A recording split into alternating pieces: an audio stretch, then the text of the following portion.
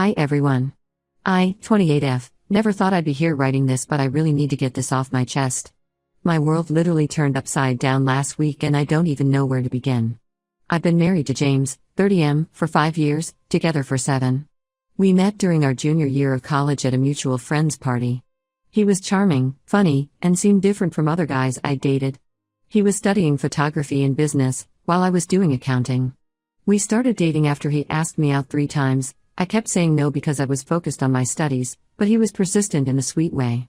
Our relationship moved pretty fast after that. We moved in together during senior year, and he proposed right after graduation. Everyone said we were perfect together. His family loved me, especially his mom Karen. She was always talking about how I was the daughter she never had, how I balanced James out, and how we were going to give her beautiful grandchildren. His sister Rachel and I became close too. We'd go shopping together, have wine nights, all that stuff. My family was a bit more cautious at first. My sister Sarah never fully warmed up to James. She said something felt off about him, but I brushed it off as her being overprotective. My parents came around after seeing how happy I was. Dad even pulled some strings to help James get his first job at his friend's marketing firm. The first few years of marriage were great, or at least I thought they were. We both had good jobs, bought a house in a nice neighborhood, went on vacations together. James was always taking pictures, it was his hobby, and I thought it was cute how passionate he was about photography. He had this whole setup in our spare room with editing software and everything. I never questioned why he needed 3 laptops for his photography work. I was just proud he had a creative outlet. Everything changed last week. I was working from home because my office was being renovated. My laptop started updating in the middle of an important project, so I asked James if I could use his. He was at work, but he always left one of his laptops at home. He'd given me the password months ago, saying he had nothing to hide. When I opened it, I noticed a folder on the desktop labeled Personal Studies. Being married for 5 years, I didn't think twice about opening it. We'd always been open with each other about everything. But what I found made me physically sick. There were subfolders with dates, and inside were pictures of James with different women. The most recent one showed him making out with a young woman at what looked like a bar.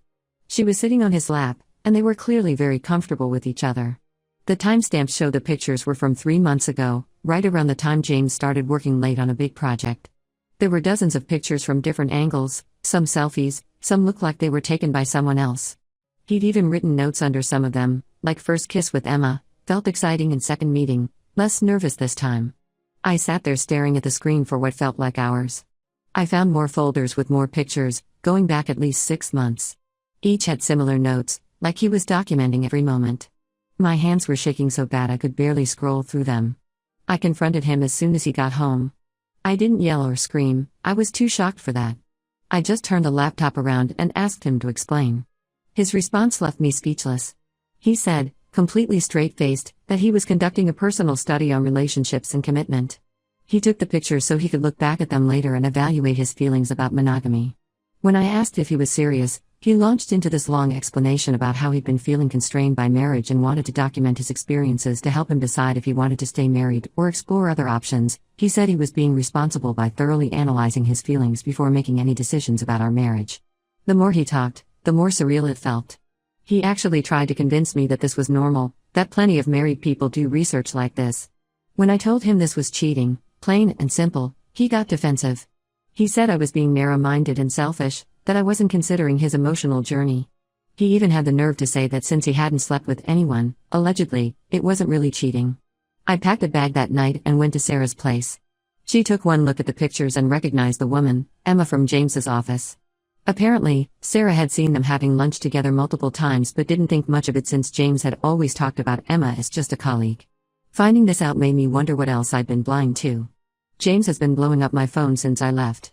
His messages range from angry, saying I'm overreacting and trying to control him, to apologetic, claiming he'll delete all the pictures and never do it again, to philosophical, going on about how marriage is a social construct and we should redefine what commitment means. I filed for divorce on Monday. James completely lost it when he got the papers. He showed up at Sarah's house at midnight, drunk and crying about how I was destroying our marriage over a simple misunderstanding. Sarah had to call the police to get him to leave. Then he started telling people at work that I was the one who cheated first and he only took those pictures as evidence. Since we work for the same company, different departments, this got back to HR pretty quickly. They called me in for a meeting about the hostile work environment James was creating. That's when I decided enough was enough. I forwarded HR the pictures from his laptop, the ones taken in the office parking lot, along with screenshots of his admission about why he took them. Turns out documenting your makeout sessions on company property is against several company policies. James got suspended pending investigation, and now he's panicking. He says he'll have to use all our savings to hire a lawyer to fight the company's decision. He's been calling me constantly, begging me to tell HR it was all a misunderstanding. But I'm done covering for him. He made his choices, now he can deal with the consequences. Right now, I'm still staying with Sarah, trying to figure out my next steps. His family keeps calling, telling me I'm being too harsh, that he deserves a chance to explain himself properly. My mom suggested marriage counseling, but I can't imagine ever trusting him again. How do you come back from something like this? I'll update if anything significant happens, but for now, I just needed to get this off my chest. Thanks for reading. Update 1 first, I want to thank everyone for their supportive comments on my last post. I never expected it to blow up like it did. These past 2 weeks have been absolute chaos, and I need to get this all out. So, remember how James was suspended from work? Well, that was just the beginning. After HR started their investigation, things snowballed in ways I never imagined. James did end up losing his job, but that's not even the craziest part of what's happened. About 3 days into the investigation, Emma, the woman from the pictures, came forward with her own story. She said she felt guilty after seeing James get suspended and needed to tell the truth. Turns out those pictures I found weren't even the tip of the iceberg. James had been systematically taking pictures with multiple women from different departments over the past year. He had this whole detailed system. He kept spreadsheets tracking dates, locations, and what he called connection ratings. Emma showed HR her own text messages with James where he asked her to rate their encounters and compare them to her past relationships. He said it was for his personal research into modern relationship dynamics. HR found evidence of at least 5 other women he'd photographed in compromising positions. Some of them had no idea he was taking pictures. He'd set up his phone on tables or shelves and recorded entire conversations, documenting everything from first flirting to physical contact. 3 of these women were junior employees who felt pressured because James was in a senior position. The company is now doing a full investigation into possible harassment claims, and they've hired an outside firm to review all harassment policies. When all this came out, James completely lost it. Last Friday, he found out I was having dinner at my parents' house, probably from checking my sister's social media, and showed up unannounced. He was a complete mess, hadn't shaved in days, wearing the same clothes from work, crying about how his life was falling apart. He started rambling about having a photography addiction and how he needed help. He tried to blame it on work stress and his dad's death 2 years ago. My dad, who'd always had a soft spot for James, actually started feeling sorry for him until Mom stepped in and reminded him about all the pictures and the spreadsheets. But here's where it gets even worse. Karen, his mom, is still somehow defending him. She called my mom yesterday and had the audacity to suggest that if I had been more adventurous and open-minded in our marriage, James wouldn't have needed to explore with other women. She said his photo documentation was just his way of processing his feelings and that I should be grateful he was being honest about his struggles instead of just cheating in secret. Mom was so angry she hung up mid-conversation. Sarah, being the amazing sister she is, did some deep diving online. She found something that made my stomach turn. James had been posting some of these pictures on private online forums. Not the explicit ones, but enough to identify the women. He was part of this community of men who called themselves relationship researchers. They would share stories and pictures, giving each other advice about whether to stay married or enjoy the single life. I felt sick reading through the threads where these strangers discussed my marriage like it was some kind of case study. James had shared intimate details about our relationship, things I thought were private between us. I'm still staying with Sarah, but things are getting complicated. Our lease had another 6 months, so I've been paying my share of rent while living here. James somehow tracked down my new workplace. I had changed jobs after everything came out because I couldn't handle being in the same building where he'd taken some of those pictures. He's been bombarding me with emails from different accounts. The messages are all over the place. Sometimes he's apologetic, saying he'll get help and make things right. Other times he's angry, threatening to tell everyone my secrets. I don't even know what secrets he's talking about. I've had to block about 12 different email addresses so far. His sister Rachel reached out yesterday, and surprisingly, she's changed her tune. She was going through some old family photos and found James's old laptop from college. Curiosity got the better of her, and she looked through it. She found similar pictures from when he was dating his ex-girlfriend 6 years ago. She finally realizes this isn't new behavior or a phase, it's a pattern he's been following for years. She actually apologized for defending him earlier and offered to testify if the harassment cases go to court. Some of our mutual friends have started taking sides. A few have admitted they saw James with different women but didn't tell me because they didn't want to get involved or thought it wasn't their place. Others are saying I'm overreacting, that lots of people take pictures nowadays, and that I'm just angry because I got caught looking through his private stuff. One friend even suggested I should be flattered that James cared enough to document everything. I've started seeing a lot of things differently now. Like how James always insisted on being the one to take pictures at family gatherings, or how he had specific folders for every event we attended. He had thousands of pictures of me that I never knew about, taken when I wasn't looking. It makes me feel violated knowing that while I thought we were building a life together, he was treating our marriage like some weird social experiment. The company lawyers have asked me not to post about specifics of the harassment investigation online, so I'll have to be vague about some details. But I'll update again if anything significant happens. Right now, I'm just trying to process everything and figure out how to move forward. Update: 2 things have taken an even darker turn since my last update. Remember those forums where James was posting pictures? Well, one of the women he photographed found them, and what she revealed next shook everyone. Lisa, 27F, who used to work in our IT department, found the pictures when someone sent her an anonymous link. She immediately went to the police because in her pictures, she was clearly unconscious. She's saying James drugged her drink during a company happy hour to take more explicit photos. The police got involved immediately and seized all of James's devices, not just his laptops and phones, but also memory cards, hard drives, and even his old college equipment. What they found was horrifying. There were hundreds of pictures of different women, some dating back to his college days. Most were taken without consent, women sleeping, changing at the gym, or in other private moments. The police are building a serious case against him. So far, 15 women have come forward with similar stories. I've been interviewed by the police twice now. They wanted to know if I ever noticed suspicious behavior during our marriage. Looking back, there were so many red flags I ignored. Like how he always insisted on keeping his old phones and laptops even though they didn't work anymore. Or how he would get weirdly defensive if I picked up his camera, saying I might mess up his settings.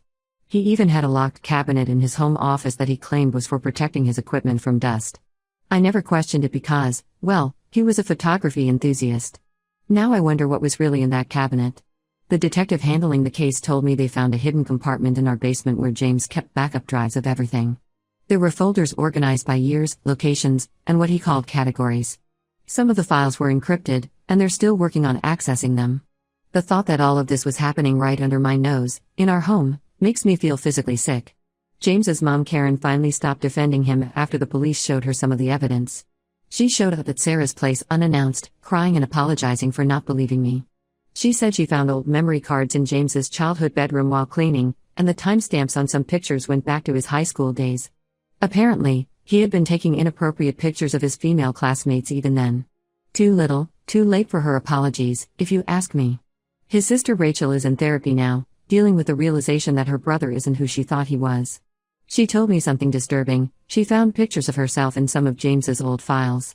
Nothing explicit, thankfully, but plenty of photos taken without her knowledge, like when she was sunbathing in their backyard or getting ready for parties. She's struggling to process this betrayal. The company where we worked is facing serious criticism for not catching this sooner. Turns out there had been 3 separate complaints about James's behavior in the past 2 years, but they were never properly investigated. One intern had reported feeling uncomfortable with how often he photographed her, but HR dismissed it as a misunderstanding. They've hired an outside firm to review all their harassment policies and are offering counseling services to affected employees. James tried to contact me again last week through his cousin Mike. He wanted to explain his side before the police investigation goes further. Mike said James has been staying at a motel because Karen kicked him out after finding those memory cards. He's apparently been calling everyone he knows, trying to borrow money for his legal fees. Even his best friend from college, who initially defended him, cut contact after seeing some of the evidence. The most surreal part? Some of our old friends are still trying to minimize what he did. They keep saying things like boys will be boys, or at least he didn't actually assault anyone. One couple even suggested that this was just James's way of documenting his life and that everyone takes pictures nowadays. I've cut contact with anyone still trying to defend him. The police investigation is ongoing, but they seem confident about their case. They're particularly interested in the encrypted files and the forum where he shared the pictures. Apparently, this might be connected to a larger investigation involving similar cases in other states. I'll update again when I know more, but right now, I'm just trying to process everything. Every day seems to bring new revelations about the man I thought I knew. The divorce proceedings are moving forward, and my lawyer says given the circumstances, it should be pretty straightforward. Update 3. I think this will be my final update. A lot has happened since my last post, and I want to give you all closure on this situation. James pleaded guilty last week to multiple charges of harassment, invasion of privacy, and unauthorized recording. The evidence was so overwhelming that his lawyer advised him to take a plea deal. He's facing 8 years in prison, though he'll likely serve less with good behavior. The judge was particularly harsh during sentencing, calling his actions a systematic violation of trust and privacy spanning many years. The investigation revealed even more than we initially thought. The encrypted files they found contained pictures dating back 10 years. Some were of his female professors from college, others were of neighbors, babysitters, and even distant family members. The police found over 2,000 images of unsuspecting women. He had them all categorized and labeled with detailed notes about their daily routines, relationships, and personal lives.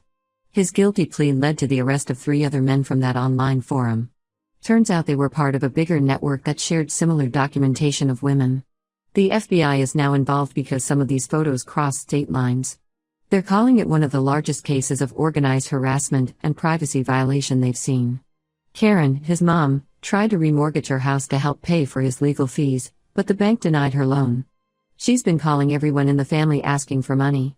Last week, she showed up at my new workplace. I don't even know how she found the address, begging me to write a character reference letter for James. Said it might help reduce his sentence. I had security escort her out. Rachel, his sister, sent me all the evidence she found of his early behavior. There were journals from his teenage years where he wrote about his photography projects, basically stalking girls from his high school. She's working with a victims advocacy group now, sharing her story to help others recognize warning signs. The divorce was finalized 2 weeks ago. James couldn't contest anything because he's completely broke. All his savings went to legal fees and victim restitution. The judge awarded me the house and car, not that it matters much, I'm selling both. Too many bad memories. I'm moving to Seattle next month. Sarah helped me find a job there with her company's West Coast office. It's a fresh start, far away from all this chaos. Some of our mutual friends have tried to convince me to forgive James, saying he's suffered enough, and that prison will ruin his life. One even suggested I write to him in prison to give him hope for redemption. I blocked them all. The company we worked for reached a settlement with several victims, including Lisa. They've completely overhauled their harassment policies and installed security cameras in all parking areas. HR sent out this long email about their commitment to employee safety, but it feels like too little, too late. James sent me one final letter before starting his sentence. He wrote pages about how he never meant to hurt anyone, how his documentation was just his way of understanding human relationships. He said he hopes someday I'll understand that he did it all for art and research. I didn't respond. The letter went straight into the shredder. Some days I still can't believe this was my life for 5 years. I'm grateful we never had kids. I can't imagine having to explain this to them. The whole experience taught me that sometimes people aren't who they seem to be, and that's okay. What's important is recognizing the truth when you see it and having the strength to walk away. Thank you all for your support throughout this nightmare. I won't be updating again. It's time to close this chapter of my life and move forward.